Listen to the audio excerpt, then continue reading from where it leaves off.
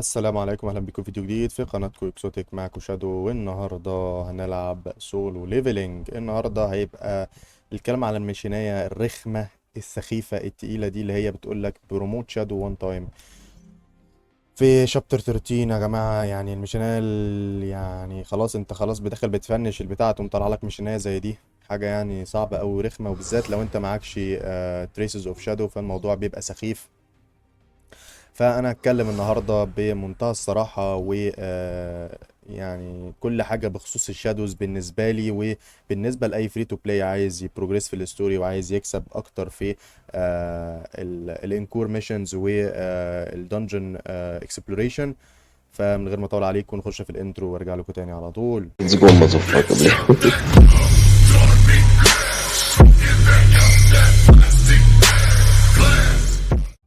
ورجعت لكم بعد الانترو. طيب زي ما انتم شايفين يا جماعه، انا معايا 150 تريسز اوف شادو وفاتح كل الشادوز. طبعا اي حد فري تو بلاي انصحه ما تفتحش كل الشادوز، لان انت مش هتستخدمهم كلهم. دي اول حاجه. تاني حاجه، انت مش محتاج يبقى معاك كل الشادوز لان انت اصلا بتحط ماكسيمم 3. طيب انت دلوقتي كفري تو بلاي بادئ اللعبه بقالك فتره، معاك اجرس ودخلت على ال 100 تريسز اوف شادو عشان انت جامد فشخ ولعيب، وبتقول بقى عايز افتح شادو تاني. افتح مين؟ انا كنت عامل فيديو قبل كده عن الموضوع ده، بس في حاجات اتغيرت في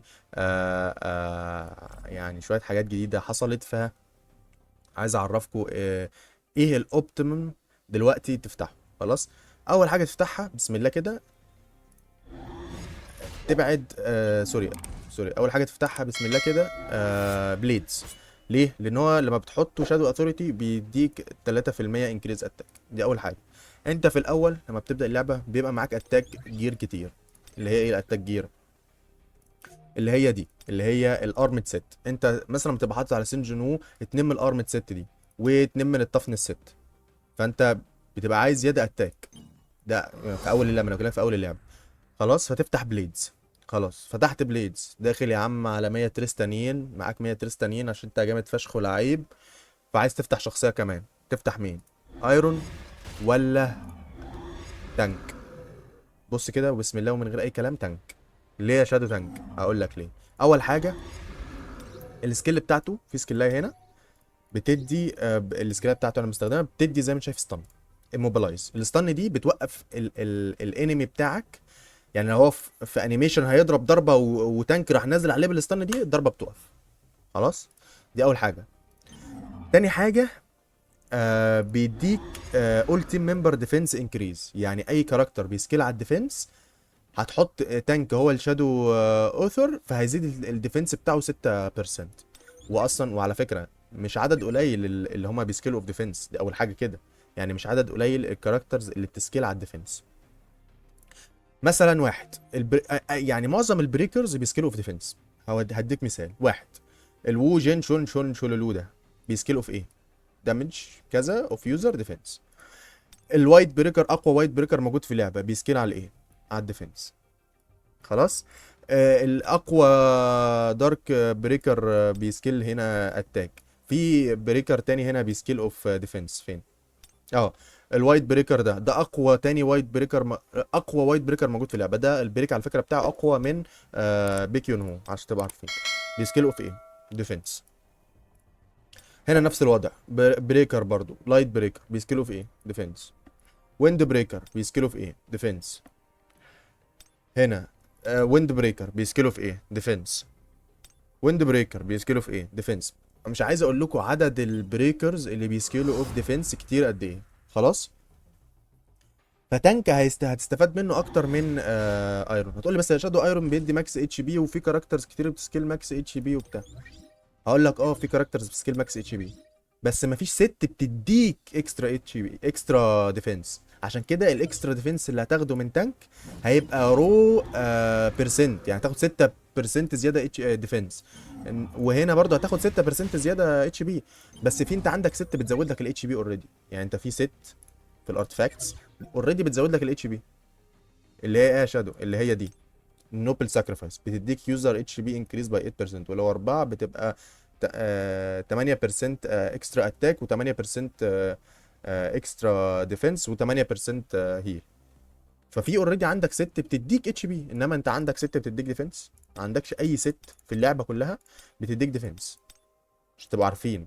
الست الوحيده اللي ممكن تقرب انها تديك ديفنس اللي هي اللي بتدي اكسترا شيلد لما اليوزر يحط شيلد على نفسه بس. دي الحاجه الوحيده اللي بتدي ديفنس في يعني قريبه، مش بتدي ديفنس حتى، لا قريبه من انها تدي ديفنس. خلاص. فتانك هيفيدك اكتر من ايرون، دي اول حاجه.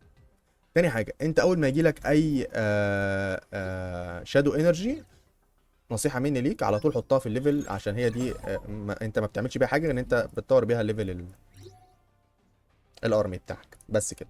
خلاص. لما بتزود ليفل الارمي ايه اللي بيحصل؟ بيقوم زايد لك الشيدز. هنا شايف الشيدز دي؟ انا كان عندي 16000 بقت 17000. الشيدز دي بتعمل ايه؟ بيقول لك الشيدز دي will be consumed upon using a shadow. Shades can be obtained from various game modes where you play as Senjunu such as story mode or gates. طب يا جماعه، الشيدز دي اللي هي ايه؟ عباره عن ايه؟ اللي هو كل ما انت تدوس زد عشان تستدعي الشادوز بتوعك بتاخد من الشيدز دي. لو الشيدز دي زيرو مش هتقدر تدوس زد. هيقول لك insufficient shades، يعني مش معكش شيدز كفايه تستدعي الشادوز. خلاص. يعني انت عشان تستدعي الشادوز لازم يبقى معاك شيدز، وعشان تجيب الشيدز لازم تلعب جيتس وتلعب ستور. فهمتني؟ طيب. طب يا شادو خش بقى في المهم. انت دلوقتي واقف في المشنايه اللي هي الرخمه السخيفه اللي هي بروموت شادو. انت دلوقتي هتعمل ايه؟ هقول لك قبل ما افكر في البروموت لازم افكر في الابجريد. هتقول لي شادو ايه الابجريد ده؟ استفاد منه ايه؟ هقول لك الابجريد ده بتستفاد منه زي ما انت شايف كده، بيديك توتال ارمي باور زياده. على كل كاركتر بتعملها ابجريد بيديك توتال باور ارمي زياده. طب يا شادو انا يعني استفدت ايه؟ اطور مين؟ اقول لك طور كله، كله يستحق التطوير ما عدا ايرون اللي انت مش هيبقى معاك مثلا، او ما معكش تانك معاك ايرون. فاهمني؟ يعني ما تسيبش شادو معين مش معمول ابجريد. زي ما شايفين انا معيش كفايه هنا اعمل ابجريد، فمستني بس اجمع شادو ماتيريال من الابيس الفراجمنت. خلاص. طب يا شادو انا دلوقتي عملت ابجريد لكله، احط مين في الشادو اوثرايزيشن؟ تقول لي اقول لك طيب انت فاهم الاول شادو اوثرايزيشن ده بيعمل ايه؟ تقول لي لا مش متاكد. اقوم قايل لك بص يا جديد، مثلا انا داخل جيت، هنا الجيت دي مثلا زي ما انت شايف كده في سلوت رابعه هنا بتاعت الشادوز. طيب اعمل ايه يا شادو؟ مش فاهم استفاد ايه؟ اقول لك انت لما بتحط بليد مثلا فوق كده بيبقى عليه علامه زي الكينج كده. خلاص. بيقول لك الشادو اوثر بتاعك مديك ايه؟ مديك اول تيم ممبرز اتاك انكريز باي 3%، يعني مديك 3% زياده اتاك على اول تيم ممبرز. طب يا شادو انا عايز احط ايجرس، هيديني ايه؟ هقول لك بيديك اول تيم كريت هيت ريت انكريز باي 4%. قول لي يا شادو بس الكريت هيت ده عادي يعني. اقول لك لا، ما هو انت لو حاطط سيتس معينه على شخصيات معينه عايز تستفاد من الكريت هيت الزياده، عشان انت حاطط مثلا حاطط مثلا التفنس ست اللي هي بتديك كريت هيت دامج زي كده، حاطط 4 من التفنس ست، فانت حضرتك واخد 32% اكسترا كريت هيت دامج و8% اكسترا كريت هيت، بس انت ما بتكريتش قوي. اعمل ايه طيب؟ هقوم حاطط ايجرس يديني بوست في الكريت هيت بتاعي ب 3% ولا 4%. طب يا شادو انا دلوقتي معيش مش حاطط التفنس ست وعايز اعمل بريك في فيز واقفه قدامي مداني بريك مستحيل هستخدمه وبتاع، والهانتر اللي معايا بسكيل اوف ديفense، على طول من غير ما افكر اقوم حاطط الديفنس انكريز بتاع تانك في شادو اوتر. طب بقيه الحاجه دي بتعمل حاجه؟ شادو اقول لك لا، انت مجرد ما تستدعيهم، يعني مثلا حاطط ده التيم بتاعي مثلا، عشان انا حاطط زي ما قلت لكم التفنس ست فعايز الاكسترا كريت هيت، فده التيم بتاعي. الشادو اوثر بيقوم مديني زي ما قلت لكم الاربعه كريت هيت ريت انكريز، 4% كريت هيت ريت انكريز. طب الاثنين دول بيدوني حاجه؟ لا، بس هما بينزلوا في الارض بعد ما تستدعي الشادوز، بينزلوا في الارض يساعدوك يضربوا يدمجوا. هتقول لي يا شادو بس انت لما قلت لي عايز تفتح تانك قلت لي عشان السكيلات بتاعت الستان بتاعته. اقول لك ايوه، ما هو السكيلات بتاعت الستان دي شغاله حتى لو انت حاطه مش حاطه شادو اوثر. فهمتني؟ طيب. طب يا شادو انا دلوقتي جبت التلاتة شادوز وعايز بقى معايا تريسز كتير وعايز استخدمها، اعمل ايه؟ اقول لك بقى روح للبروموت. بس خد بالك، لان زي ما قلت لك التريس اوف شادو صعب ان انت تجيبها. انا عشان بجمع ال 150 تريس اوف شادو دول بقالي كتير جدا، انا فاتح الاربعه شادو طبعا زي ما انتم شايفين، فبقالي كتير جدا بجمع ال 150 تريس اوف شادو دول، داخل في شهر تقريبا. خلاص. فالموضوع صعب ومش سهل ورخم، فلازم تبقى مركز كويس انت عايز تعمل ابجريد او تعمل بروموت لمين. طب البروموت ده بيديني ايه؟ هقول لك بيغير الرانك بتاع الكاركتر بتاعك. هتقول لي، اقول لك مثلا انا مثلا هرانك ايجرس، هيديني ايه؟ اول حاجه هو بيبقى كومن، بيبقى كومن رانك زي ما انتم شايفين كده. انا عندي فوق هنا كومن رانك. بعد ما بغيره بيبقى اليت. باخد ايه بقى زياده على الاليت دي؟ زي ما انت شايف كده، باخد ماكس ارمي ليفل. بدل ما كان 5 بقى 7. تقول لي ايه يا شادو الماكس ارمي ليفل ده؟ هقول لك زي ما انت شايف هنا كده، الارمي ليفل عندي 20، هيقوم مزودني بدل ما هيبقى 20 هيبقى زي ما انت شايف كده هنا 22. هاخد زياده، بدل ما 5 بقت 7. هقول لي شادو بس انت عندك ازاي الليفل اصلا 20؟ انا عندي 15 مثلا. اقول لك عشان انا فاتح الاربعه شادوز، فمديني كل شادو منهم مديني 5 ليفل، 5 ارمي ليفل زي ما انت شايف. تقول لي يا شادو طب هي يعني ورثت بقى افتح؟ اقول لك لا مش ورثت. ليه يا شادو؟ ما هيديني ارمي ليفل زياده. اقول لك زي ما انت شايف انا فاتح 4 شادو، والماكس ارمي والارمي ليفل بتاعي دلوقتي 15، وانا اكتف بلاير وبتاع. لان الشادو انرجي دي صعب تجيبها اصلا، فمش ورثه ان انت تفتح الاربع شادو. الاربع شادو دول تفتحهم ليت جيم، يعني بعد ما تخلص كل حاجه انت بتخلصها وخلاص داخل بتفرمل حاجه ايزي، تفتح الشادو الرابع كده انت فراغ. وغير اصلا ان الشادو ده نازل قريب. فهمتني؟ طيب تقول لي يا شادو طب انا اعمل ايه دلوقتي؟ اقول لك انت مثلا عايز تعمل بروموشن لايجلز.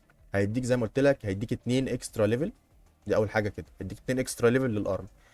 هيقلل الشيدز اللي انت بتستخدمها لما بتستدعي. تقول لي يا شادو يعني ايه؟ هقول لك مثلا انا لما بستدعي ايجرس بياخد، قصدي سوري، هيزود الشيدز اللي انت بتستخدمها، سوري. بياخد 200 شيد، يعني بيقلل من الرقم بتاع الشيدز ده هنا 200. خلاص خلاص.